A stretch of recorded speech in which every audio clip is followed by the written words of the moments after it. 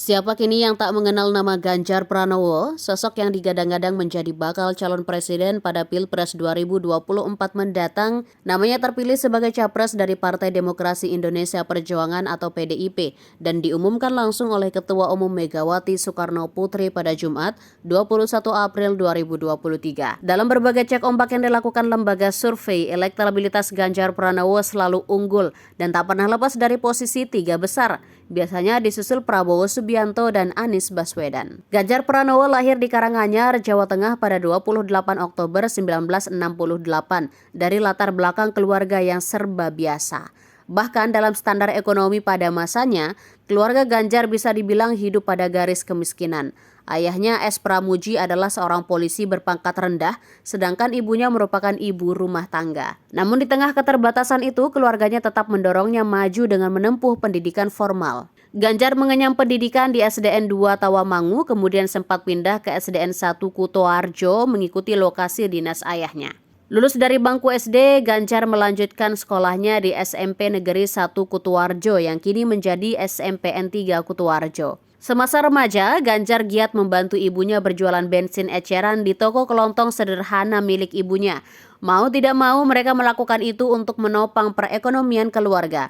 Lulus SMP, Ganjar melanjutkan perjalanan akademiknya di Yogyakarta dengan bantuan kakak tertuanya, Kunto, dan kakak iparnya Ika. Ganjar disekolahkan di SMA 1 Bopri Yogyakarta di tahun 1990-an, kemudian lulus pada akhir dekade 1980-an. Tak seperti saat SD dan SMP, masa SMA menjadi roda nasib yang lain bagi Ganjar. Pada masa ini ia mulai aktif berorganisasi, masuk PMR, Pramuka, termasuk OSIS.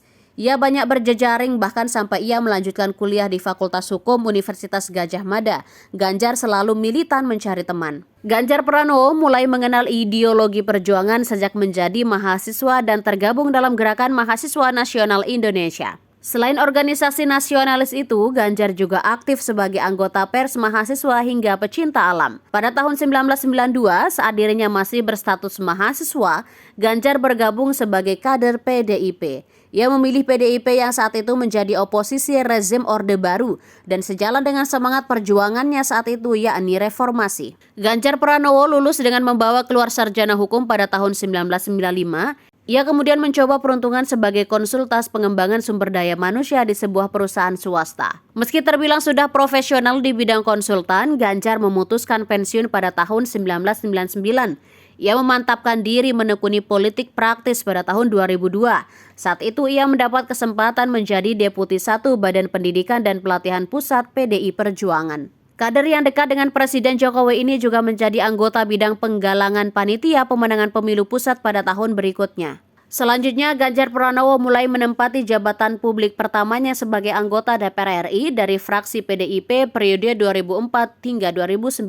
Menghadapi tekanan politik pemerintahan Presiden SBY yang saat itu berkuasa tak lantas membuat Ganjar Pranowo gentar.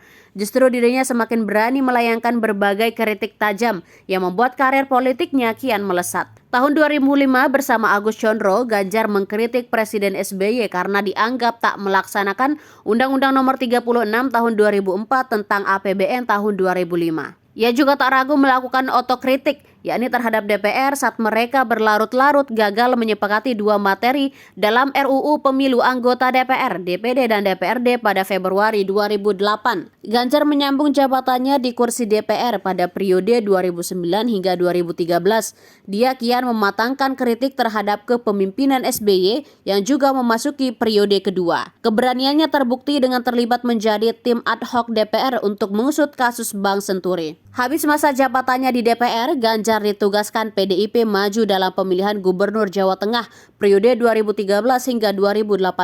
Pada periode pertamanya, Ganjar dipasangkan dengan Heru Sujatmoko yang sebelumnya menjabat sebagai Bupati Purbalingga. Pada pilkada periode keduanya, Ganjar menang 58,78% suara. Selama menjabat di jabatan publik itu, Ganjar mendapat sejumlah penghargaan, diantaranya Anugerah Pataka Paramadana Utama Nugraha, Kepala Daerah Inovatif untuk kategori layanan publik di tahun 2014. Ia juga menjadi tokoh media radio Jawa Tengah dan pemerintah daerah dengan tingkat kepatuhan laporan harta kekayaan penyelenggara negara atau LKPN terbaik dalam Komisi Pemberantasan Korupsi atau KPK 2017.